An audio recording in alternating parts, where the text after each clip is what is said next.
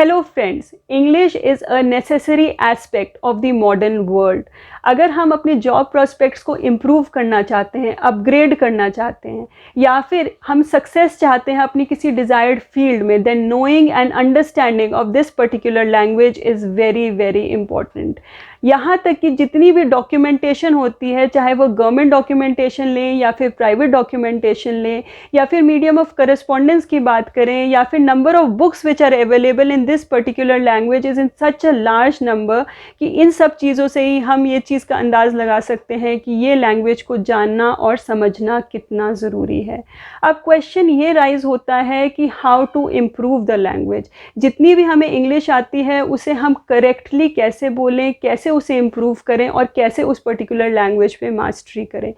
C, in order to master any language it takes lot of time, patience, dedication, devotion and commitment.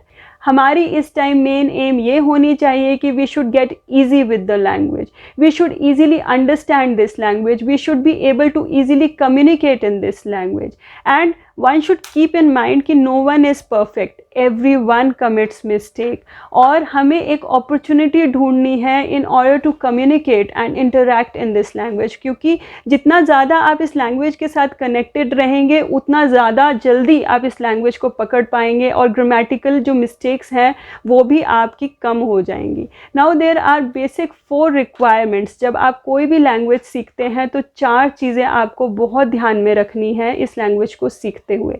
पहली चीज़ है listening. अब the more you'll listen this language, the more you'll get acquainted with this language. जितना ज़्यादा आप इस language को सुनेंगे उतना ज़्यादा आप इस लैंग्वेज से कनेक्टेड होंगे।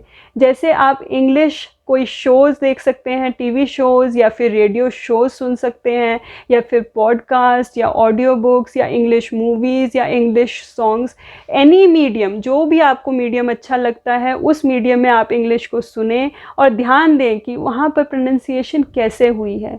उस पर्टिकुलर वर्ड की प्रोनंसिएशन को फिर आप रिपीट करने की कोशिश करें, उसको फॉलो करने की कोशिश करें, और कोशिश करें कि दिन में 3 या 4 बार उस पर्टिकुलर वर्ड को या उस पर्टिकुलर सेंटेंस को आप खुद से अपने आप से बोल के देखें कि आप उसे कैसे बोलते हैं। तो ये आपकी लैंग्वेज को इम्प्रूव करने में बहुत हेल्प करेगा। Now the second thing is reading. Now in reading, you can read any kind of English book या फिर न्यूज़पेपर या फिर मैगज़ीन।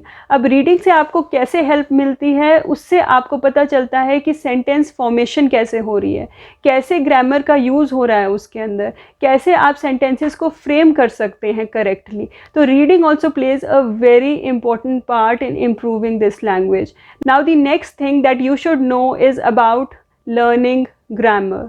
अब ग्रामर क्या होता है? Grammar are the set of rules of any language, कि हमें कैसे रूल्स को फॉलो करना है ताकि जो हम सेंटेंस बना रहे हैं वो एक प्रॉपर सेंस में बने। तो अगर हमें स्मूथली कोई भी लैंग्वेज लर्न करनी है तो बेसिक ग्रामर आना बहुत ज़रूरी होता है।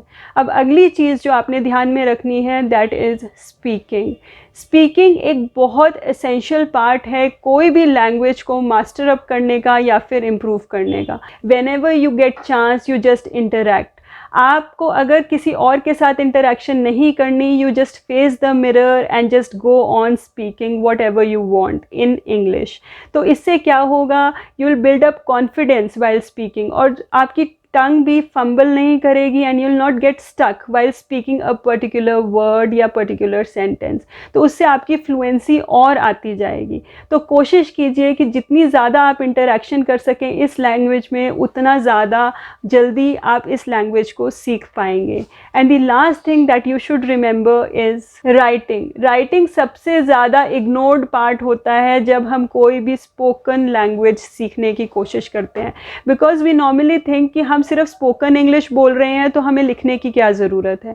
देखिए, जब भी आप कोई चीज़ लिखेंगे, चाहे पूरे दिन में आप सिर्फ एक सेंटेंस ही लिखें या फिर एक पैराग्राफ लिखें, उससे क्या होगा, you will build the confidence that you are thinking correctly in that particular language. तो राइटिंग भी एक बहुत इंपॉर्टेंट पार्ट है इस पर्टिकुलर लैंग्वेज को सीखने के लिए। Now what is expected. The thing that is expected is only practice. The more you'll practice, the more perfectionist you'll become in this particular language.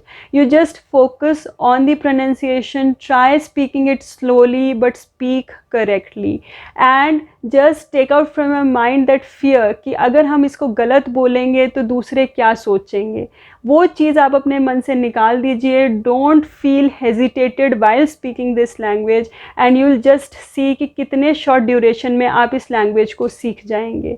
And that was it friends, and soon will be starting a basic spoken English course on this channel in which you will be familiarized with the basics of English, और साथ में जो functional grammar है उसके बारे में भी आपको बताया जाएगा. साथ में जो प्रोनाउंसिएशन पार्ट है और जो डेली इंग्लिश कन्वर्सेशन सेंटेंसेस है उस पर भी फोकस किया जाएगा. So if you like the video, do hit the like, share and subscribe button. Thank you.